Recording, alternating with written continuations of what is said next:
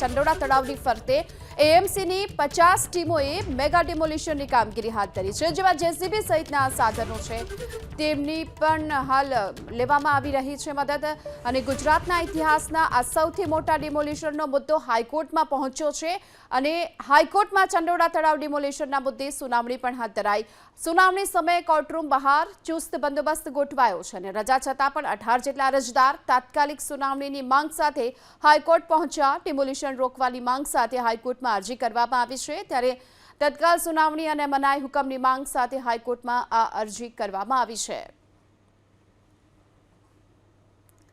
ગુજરાતના ઇતિહાસના સૌથી મોટા ડિમોલિશનને લઈને ગુજરાતમાં સૌથી મોટા ડિમોલિશનને લઈ હાઈકોર્ટમાં અરજી થઈ છે ને સુનાવણી સમયે કોર્ટરૂમની બહાર હાલ તો ચુસ્ત બંદોબસ્ત કરવામાં આવ્યો છે, કારણ કે આ અંગે હાલ ડિમોલિશન રોકવાની અરજી થઈ છે। સુનાવણી સમયે કોર્ટરૂમમાં ચુસ્ત બંદોબસ્ત બહાર જોવા મળ્યો છે। ગુજરાતના ઇતિહાસના આ સૌથી મોટા ડિમોલિશનનો મુદ્દો હાઈકોર્ટ સુધી પહોંચ્યો છે। ડિમોલિશનને મુદ્દે હવે સુનાવણી હાથ ધરવામાં આવી છે, જે ચંડોળા તળાવ વિસ્તારની અંદર જે ગેરકાયદેસર રીતે બાંધકામો જે વસાહતો ઊભી કરી દેવામાં આવી હતી, હવે તેને લઈને કોર્પોરેશન, એએમસી અને પોલીસે આ સંયુક્ત કામગીરી હાથ ધરી છે અને હવે આ ડિમોલિશનની કામગીરીને રોકવા માટે ગુજરાત હાઈકોર્ટમાં અરજી થઈ છે।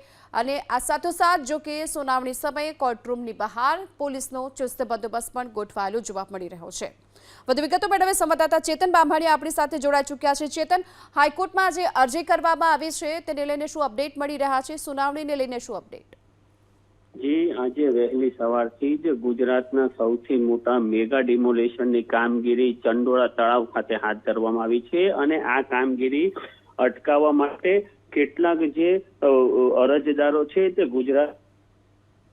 ગુજરાત હાઈકોર્ટમાં હાલમાં સમગ્ર મામલે સુનાવણી શરૂ છે। જોવું રહ્યું કે તંત્ર દ્વારા અથવા કોર્ટ દ્વારા કેવો આદેશ આપવામાં આવે। જો આ કેસની વાત કરવામાં આવે તો જે 18 અરજદારો છે તેમના દ્વારા પિટિશન દાખલ કરવામાં આવી છે અને પિટિશનમાં જણાવવામાં આવ્યું છે કે જે કાનૂની નીતિ છે તેમની વિરુદ્ધ ડિમોલિશન થઈ રહ્યું છે। જે પીડિતો છે તેમને પુનઃવસન અંગે કોઈ ચોક્કસ ખરાઈ અથવા તો ચોક્કસ ભરોસો નથી આવ્યો, પુનઃવસન અંગેની નીતિ કોઈ જણાવવામાં નથી આવી। તે ઉપરાંત ઘર તોડતા પહેલા તેઓને નોટિસ પણ નથી આપવામાં આવી અને આ મુદ્દે રજૂઆત પક્ષ અને પ્રતિપક્ષ બંને તરફથી કોર્ટમાં હાલ ચાલી રહી છે। કોર્ટ દ્વારા શું નિર્ણય લેવામાં આવે તેની પર સૌની નજર રહેશે। જી, આભાર આપનો આ સમગ્ર માહિતી બદલ। તો 18 જેટલા અરજદારો જેમણે તાત્કાલિક સુનાવણી કરવા માટે ગુજરાત હાઈકોર્ટમાં અંગે અરજી કરી છે। તો આ સાથે જ ઇતિહાસમાં આ સૌથી મોટા ડિમોલિશનની કામગીરી જ્યારે યથાવત છે, ત્યારે ચંડોળા તળાવની ફરતે એએમસીની 50 ટીમોનું આ મેગા ડિમોલિશન, જેમાં જેસીબી સહિતના સાધનોની મદદથી આ ડિમોલિશનની કામગીરી ચાલી રહી છે અને ચારે તરફ જે કાચા પાકા ગેરકાયદેસર મકાનો ખડકી દેવામાં આવ્યા હતા, આ તમામ ગેરકાયદે નિર્માણો પર ડિમોલિશનની કામગીરી ચાલી રહી છે। આજે વહેલી સવારથી શરૂ થયેલી આ ડિમોલિશનની કામગીરી બપોરે પણ યથાવત રહેશે અને સાંજ સુધીમાં આ તમામ જે ગેરકાયદેસર વસાહત છે તેને જમીનદોસ્ત કરી દેવાનો પ્રશાસનનો આ પ્રયાસ છે। ત્યારે એબીપી અસ્મિતા પર દિવસભર આપ જોતા રહો આ મેગા ડિમોલિશનનું મહાકવરેજ।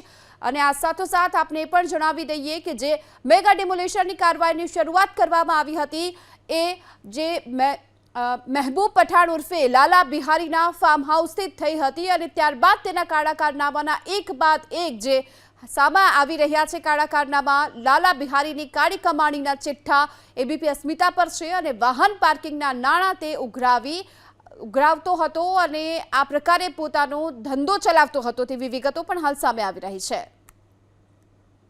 અમદાવાદના ચંડોળા તળાવની અંદર વર્ષોથી ગેરકાયદે થયેલા બાંધકામ ઉપર આજે અમદાવાદ પોલીસ અને પ્રશાસનનું બુલડોઝર ફરી વળ્યું છે। મેગા ઓપરેશનનું એબીપી અસ્મિતા ઉપર મેગા કવરેજ આપ જોઈ રહ્યા છો। આપણે દ્રશ્ય બતાવી રહ્યા છીએ ચંડોળા તળાવની બરાબર વચ્ચોવચ્ચ અત્યારે અસંખ્ય જેસીબી ફરી રહ્યા છે। કાચા પાકા ઝૂંપડા હોય, કાચા પાકા મકાન હોય, કોઈ ફાર્મ હાઉસ હોય કે કોઈ મોટા 2 માળિયા 3 માળિયા મકાન હોય, આ તમામ મકાનો અત્યારે જમીન દોસ્ત થઈ રહ્યા છે, ધ્વસ્ત થઈ રહ્યા છે। બાંગ્લાદેશથી ઘૂસણખોરી કરી અને અમદાવાદમાં પહોંચેલા લોકોને લાલા બિહારી એટલે કે મહેબૂબ પઠાણ નામનો વ્યક્તિ અહીંયા સંરક્ષણ આપતો હતો. ન માત્ર સંરક્ષણ પરંતુ તેમને નકલી ડોક્યુમેન્ટ ઊભા કરી આપતો હતો. બાંગ્લાદેશી મહિલાઓ પાસે દેહ વેપાર કરાવતો હતો અને વ્યાજે પૈસા આપી અને લોકોનું શોષણ કરતો હતો.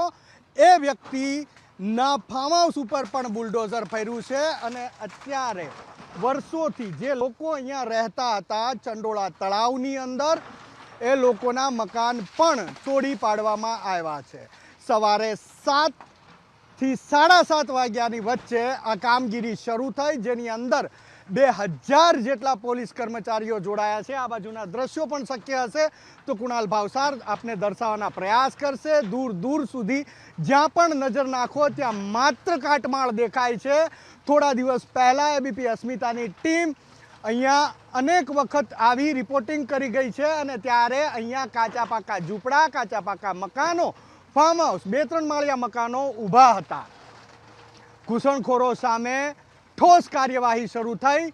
દાદાના બુલડોઝર ફરવાનો આદેશ આવ્યો અને ત્યારબાદ વર્ષો બાદ આજે અમદાવાદ શહેરની સૌથી મોટી સમસ્યા હતી એના ઉપર જડમૂળથી વાર કર્યો છે પોલીસે અને પ્રશાસને. અને હવે ચંડોળા તળાવ વર્ષો પહેલાં જે સ્વચ્છ અને સુંદર હતું તેવા બનાવવાના પ્રયાસ થઈ રહ્યા છે અને આશા પણ રાખીએ કે સરકારના આ પ્રયાસ સફળ થાય અને ફરીથી અહીંયા કોઈ પણ ઘૂસપેઠીઓ કોઈ પણ પ્રકારે ગેરકાયદે પોતાનું રહેણાંક કે વ્યવસાયિક ઇમારત ઊભી ન કરી જાય.